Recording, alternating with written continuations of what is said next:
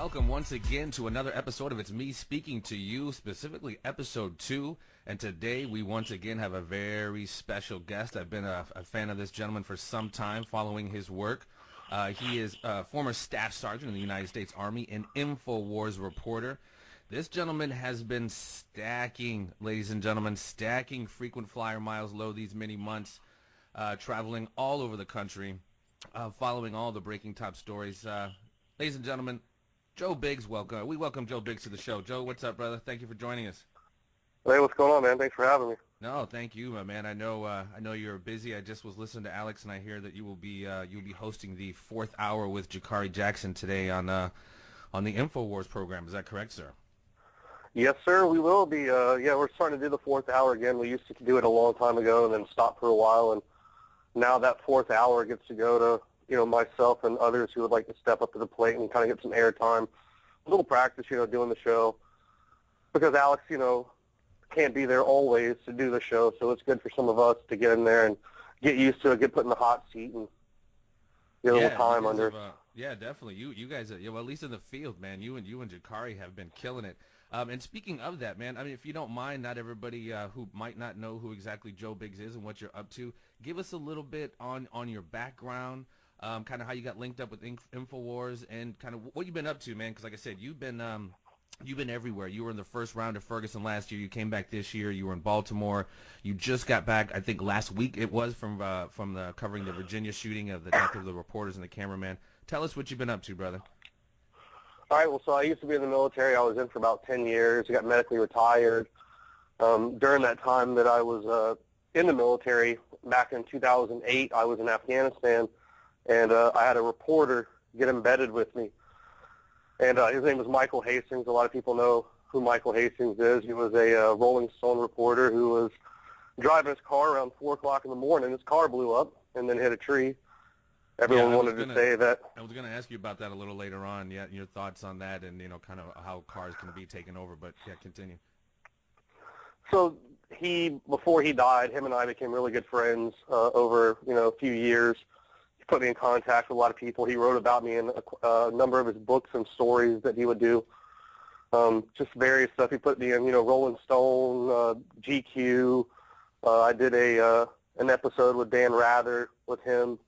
Nice. That he put together. He wrote about me in his book called The Operators. One of the whole chapters is on me in Afghanistan.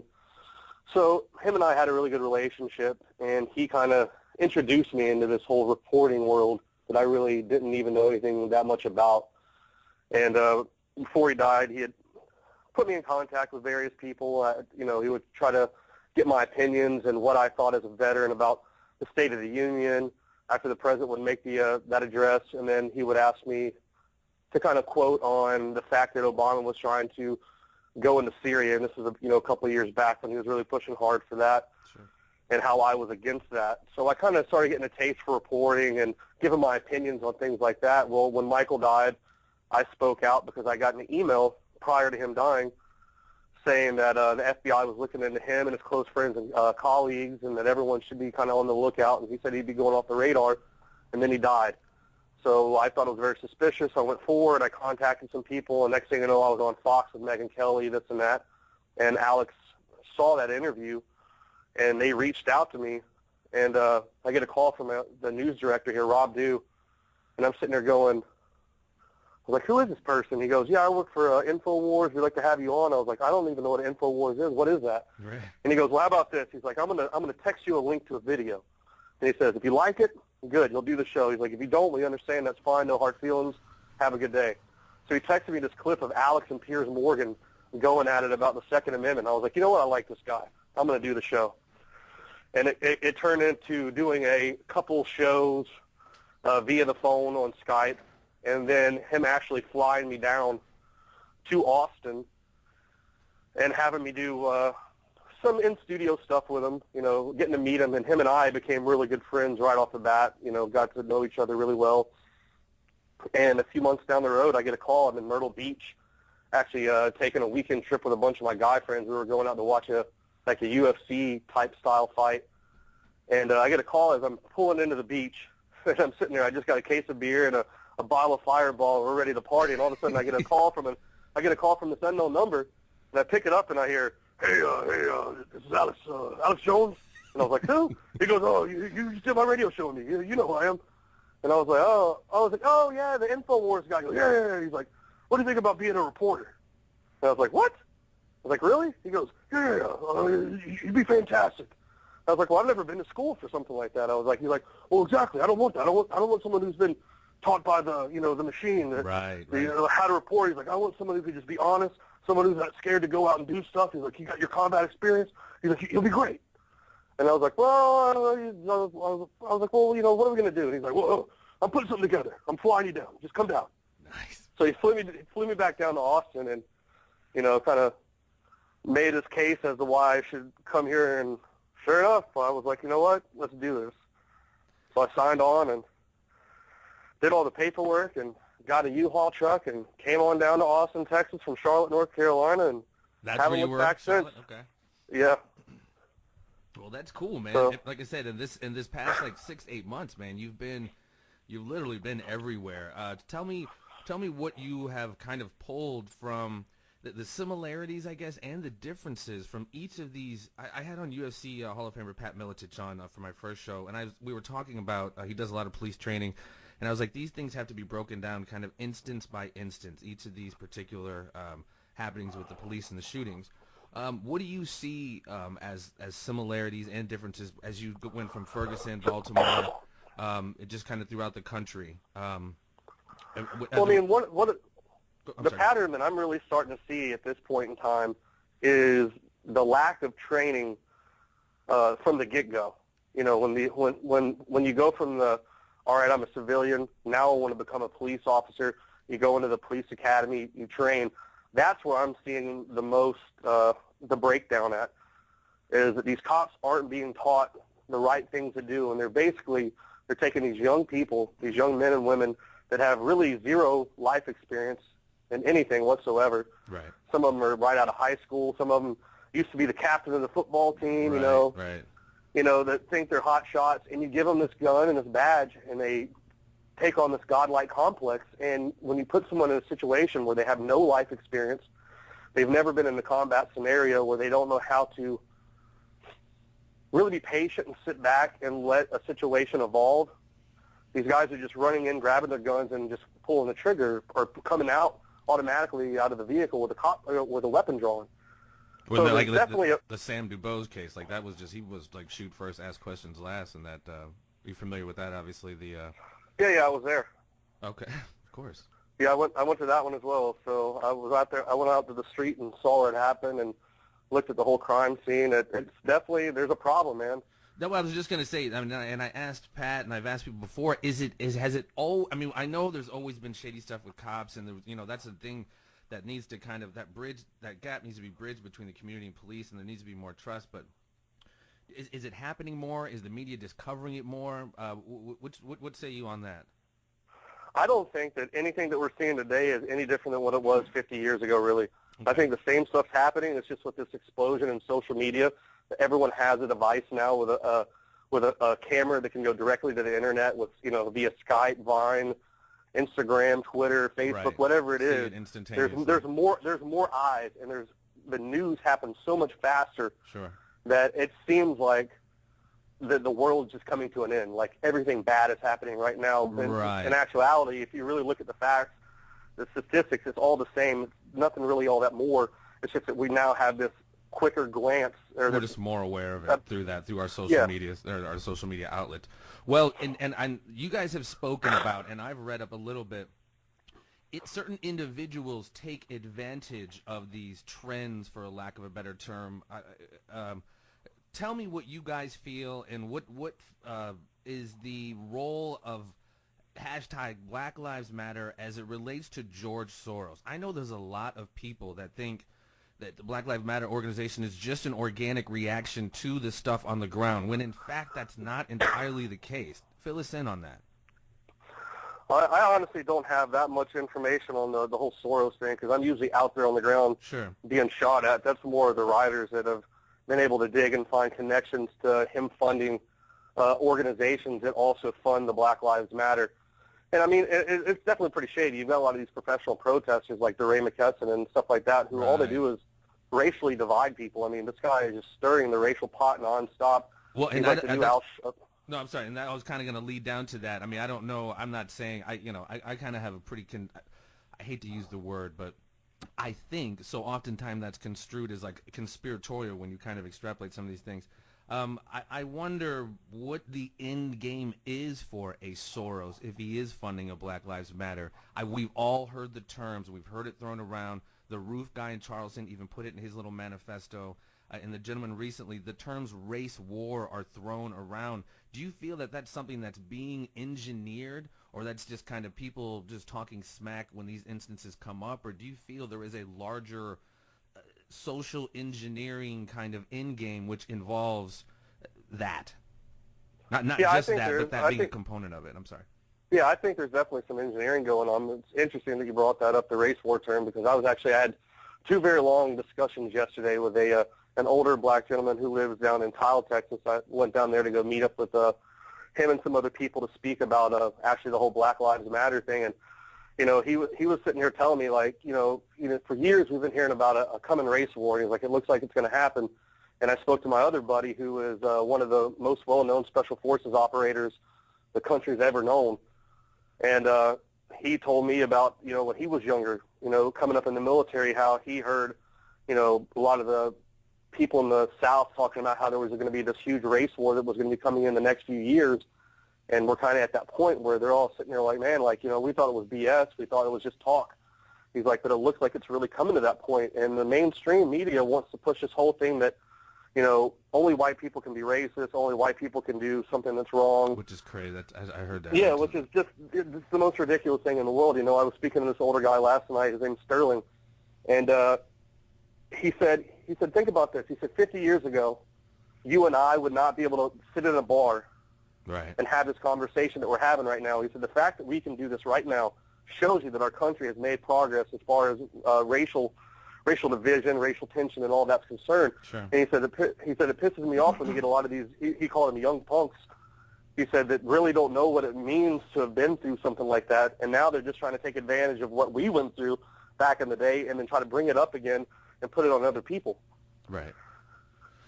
So there's definitely some engineering going on. I mean, you can tell that they want something like this because they want to have everyone fighting. Because the more people are fighting about something stupid like this whole, like, white against black, black against white, the real stuff happens in the background. The president signing off on all these documents. Right. And that's what's really going on. It's a distraction. And Alex talks about that often, like keeping everything kind of, I guess the term is kind of balkanized, and keeping everybody very, very tribal and not together. There seems to be a lot invested in that.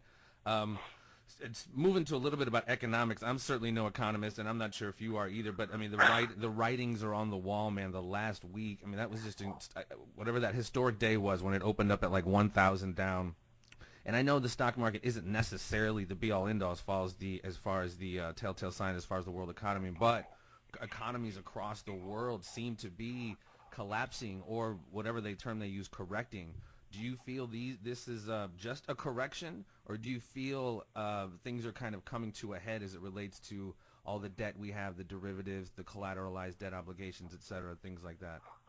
I mean, there's always a pattern when it comes to these financial collapses, these meltdowns. It happens every so often. Sure. So I don't really think it's anything different or out of the ordinary. It's just like anything. Your car works for a while, and then eventually after so long, it needs maintenance. So you don't see any manipulation, not only just on our side, but like kind of the currency war, like China's doing, kind of China's devaluing their economy seem to have so much of a ripple effect. Like I said, is it just a correction? Because you're right, corrections are absolutely normal, or is it something larger than that? I don't know.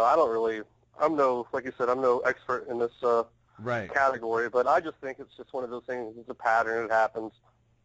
Well, that's what's up, because that's definitely not as I will take that over some of the more dire predictions that the U.S. dollar as the world reserve currency is about to go bye-bye, and all these other new currencies. And my thing to that is if you're one of those people out there who really think that that's all going to happen and you're not going to have access to your money, and you're really one of those people that worries a lot, if you're not preparing for something bad to happen, then what are you worrying for? You're just wasting your time. Right. Don't worry about something if you're not being proactive. I mean, if you're going to worry about there being a collapse and then you're not having access to your cash, if you're the kind of person that worries about that, you need to be stockpiling on water, food, things like that, ammo, guns, precious metals, getting your stuff ready just in case something like that happens, instead of just sitting there turning on CNN and watching their show where it just was the most depressing thing every day. Yeah, all that, that horrible news cycle, which just, like you said, keeps you pretty depressed. Or MSLSD, MSNBC. Man, it's bad. It's so bad. I can't even watch it for any length of time. So you made pretty big news a few weeks ago. You and I forget who you were rolling with. You were down close to the border or on the border. I think I must correct me if I'm wrong, bro. Texas and Mexico, and you guys were literally doing a story on the border, and you caught, like, correct me again, 5, 6, 7 guys with their arms had almost like they were each carrying 6 sleeping bags. And it had to have been, I imagine, El Dopa. And you guys made national news because Donald Trump wound up seeing that footage, obviously, and then mentioning that report when he came down to Laredo. Speak about that. Speak about what you saw in kind of this the immigration issue and the Trump and his solutions. Yeah, so Josh Owens. Josh is one of the camera guys here. He goes on a lot of trips with me. And we heard that Trump was going to be making an appearance down in Laredo. It's not that far away from us in Austin. It's about 3.5 hours. So we hopped in the car the day before. It was I think it was a Wednesday night, or no, a Thursday night. Yeah, it's Thursday. Thursday night, we get down there, check into our hotel, and I literally just walked out of the car. I was like, hey, let's just go shoot a video real quick talking about Trump, coming into Laredo. Some of the instances where there's controversy, the remarks he made saying that, everybody coming across from Mexico was a criminal and, a rapist or murderer or something like that. So I literally, I'm not even joking. I picked up my phone, opened up my Google Maps app, and I just started scanning across the Rio Grande to find a really desolate-looking area that didn't have anything, no homes around. And I just dropped a pin, and we drove out to that area, and it happened to be gold.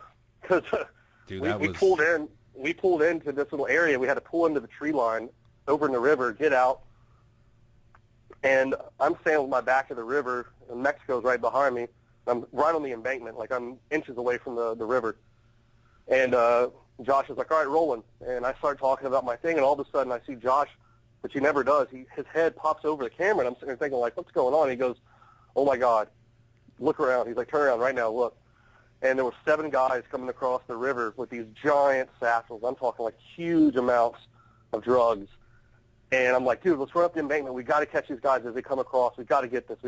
So we run up the embankment and jump in the car and speed down the road to the area where we figured that they'd be coming across. And right as we jumped over into the road and stopped the car, a red SUV swerved around us. That ended up being the vehicle to pick up the drugs.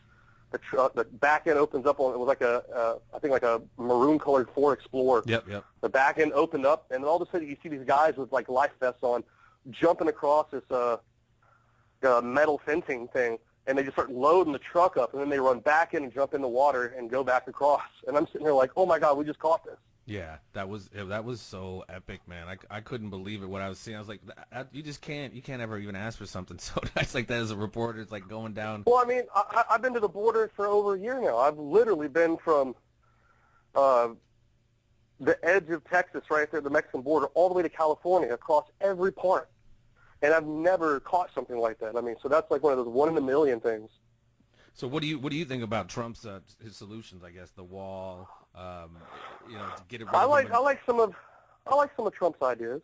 If he, but I just thought about this when he said something about, all right, I'll get rid of them all immediately or whatever. Wouldn't that have to require some type of?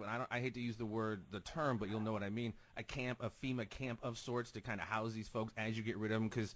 That rounding up process, it's not like you just round them up and then you send them over immediately. They have to be detained in some facility if he goes for some kind of mass roundup, wouldn't you think?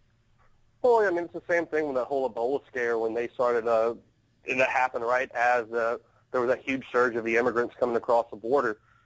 They were taking them and holding them in these facilities, some on military bases, which is against the law, and holding them and trying to look to scan them if they had diseases or anything like that. So I'm sure they could come up with something really quick. Overnight, these little camps are popping up all over the country where they're buying out old prisons, buying out hotels to house these people. So it's definitely something feasible that can happen.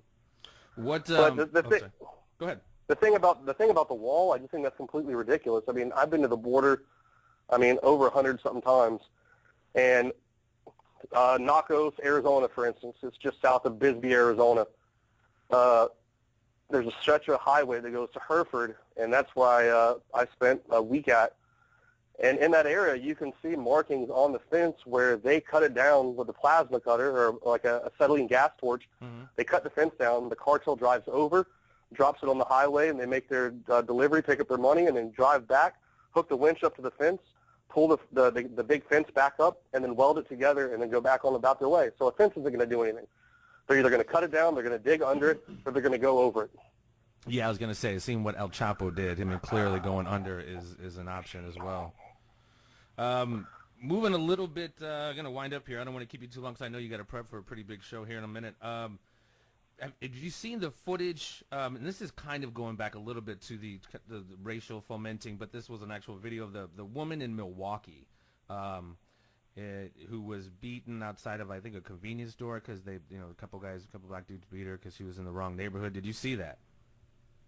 No, that came out right when I was in Virginia. I haven't had the opportunity to view it yet. Yeah, it's pretty gnarly, man. It's pretty gnarly, and I just like you said, I think there's a lot of people. I don't know. Maybe that's happened more, or maybe that's happened the same amount of times too. But it seems like more people are buying into that, and like I said, younger people who don't even really know what's up are going out there and going to wind up, throwing their life away, thinking they're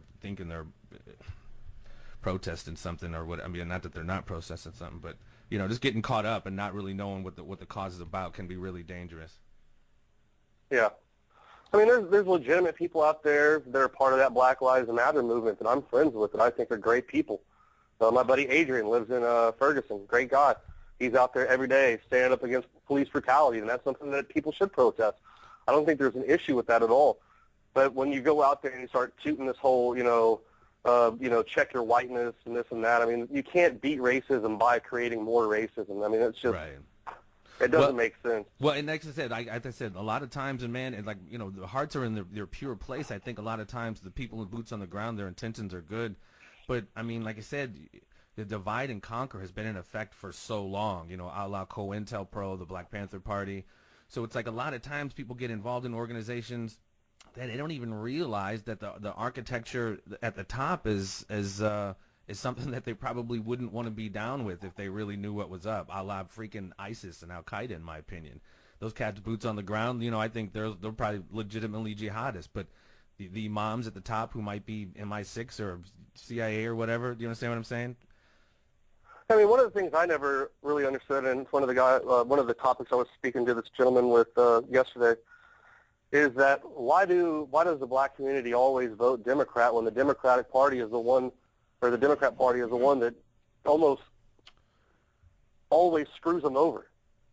I think generally speaking, man, if a mass red pill was kind of taken, people would be able to see through the right-left paradigm in general and all of this. And like I say, begin to see some of this architecture instead of just always having this shortcut to thinking and being like, all right, CNN, or all right, MSNBC, tell me about the world. You know what I mean? I'm not going to pick up a book and read anything and not having any real understanding of geopolitics as it really is. Like I said, just please think for me, and then I'll just, go out every 4 years and click this lever for you. It kills me, man. Yeah. All right, well, check this out. I'm going to wind down here with a series, or with a little segment I have. It is called the Triangle Conspiracy of Doom, Joe Biggs. Mr. Pat Miletich survived it. We'll see if you can, my friend. The questions are very simple. You can do a yes or no. You can expound if you like, but a yes or no is completely sufficient, or, just kind of one-word answer. First question, if you don't mind. Do you believe in extraterrestrial life, intelligence, UFOs, whatever term you like to use? I'm open to it. I mean, this is my thing. I don't really have any hardcore evidence. I'm the kind of person, I like to be able to see something and see the tangible evidence and the facts myself before I really believe in it. Absolutely. So, but at the same time, I've never seen it, so I'm not out here saying that there's UFOs flying around. A lot of that stuff I think is government planes. Well, you know, that they have. you never seen oxygen either, but you know it's there. I'm just kidding. Yeah. But statistically speaking, you know what I mean? But it's a giant universe. I mean, there's so much space out there. I think it's kind of selfish to think that we're the only people out there in the whole world. Sure. You know, there's got to be something going on way out there, you know, millions of light years away. I would a whole other group of people with a whole bunch of different problems, you know, on Clefnon 9, whatever the name of the planet would be. What does Alex call it? Pop-Tart 9, or yeah, he calls it some. Yeah. Second question, sir. Who do you feel do you feel is responsible for the murder of John Fitzgerald Kennedy? I would say the government. Okay. I mean, not the government at large, rogue elements within it, or just the government at large? Yeah, I would say rogue elements within it. I mean, you got to think, whenever you're put in that position and you start doing the right thing and you kind of go against the grain, they're going to take you out. Which he did, for sure. Back into the left. Rest in peace, my friend. Final question. And I'll just ask it. Who do you feel, or do you believe the official version of the events of September the 11th, 2001? The official story that our government put out? Yes. You know, the box cutter, 19 hijackers. Yes. Hell no. Okay. He says hell to the no, folks. Okay. There's look, that many coincidences that happened in one day. Come on. The fact that these guys knew exactly, like, security changes all the time. So there's no way that these guys could have planned for so long like they did and know that far out on those days that the country would be vulnerable. Because that stuff, me being in the military, that stuff changes every day. They change passwords, they change times. It always moves around, so that kind of incidents can't happen. So they had to have some kind of insider help to be able to do it.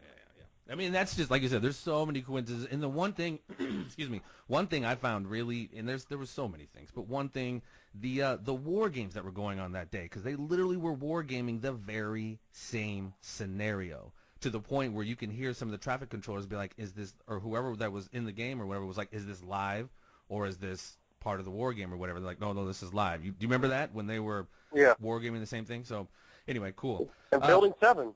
Why the hell did Building 7 fall? From a fire? Get out of here. That's the biggest joke ever. Yeah. I've seen building fires. You know, a building doesn't come down demolition style from a fire. That's just ridiculous. And me, honestly, man, I mean, as a kid, visually, I've seen building after building being imploded in Las Vegas. So I've literally seen visually what that looks like, a deliberate implosion. So when I saw that, at least that last one, Building 7, I was just like, I mean, yeah, red flag for sure. But again, there's plenty of information on all of that. Joe Biggs, please give out a little bit of please give out any social networking, any information you want, so people could follow you. Yeah, you can follow me on Twitter at Rambo Biggs, R-A-M-B-O. It's just a nickname that my dad gave me as a kid. There's nothing else behind it. At Rambo Biggs. Then my Facebook is Joe Biggs. You'll know the picture. It's a guy wearing an American flag jacket holding a bald eagle and a Mossberg 500 shotgun. Yeah, I have it linked to my Twitter page for the show and to my Facebook page. So yeah, people are going to be seeing that, and I'm actually going to link it here into this video as well, if you don't mind. And then you can always follow us at Infowars.com. Check us out there. Yep, he'll be interviewing. What's the gentleman's name? I know it'll be probably late. You know, who are you going to be interviewing here in a little bit? I'm going to be talking to a guy named Clark. He's running for sheriff in Houston. His website's Clark for Sheriff, and that's the area where the deputy was executed the other day in Texas by an unknown colored man. And I meant to ask you about that as well. Actually, I was derelict in my duties. Yeah, because that he's apparently had listened to or something about a online radio show where they were talking about going out and killing cops, and then a couple days later he goes out and does it. Is that correct? Yeah, the lady, she's the same lady that's been going to the jail where Sandra Bland died, and she's the one out there saying that she's the one that's been calling for the murder of white people and all that. And then you got Louis Farrakhan, however you say his last name, doing the exact same thing, that we need to kill 10,000 white people. So there's a lot of people out there spewing that stuff, and you're always going to have someone who's just so brainwashed they're going to hear it and just go out and do it. So it's a sad thing. Fanning the flames. Well, ladies and gentlemen, we are human beings, in my humble opinion, before we are any of that business. Joe Biggs, thank you for your time, sir. I know you're a busy man, and I'm going to let you slide. Thank you for literally taking some time. I know, like I said, you got a lot to do, so thank you for blessing us with your presence, brother. Thanks. All right, my man. Take care. Bye. That was Joe Biggs, ladies and gentlemen. Thank you very much for joining us. Thank you for listening to It's Me Speaking to You. Please spread the word and subscribe to the YouTube channel, and stay tuned for more conversations with a variety of guests on a variety of subjects.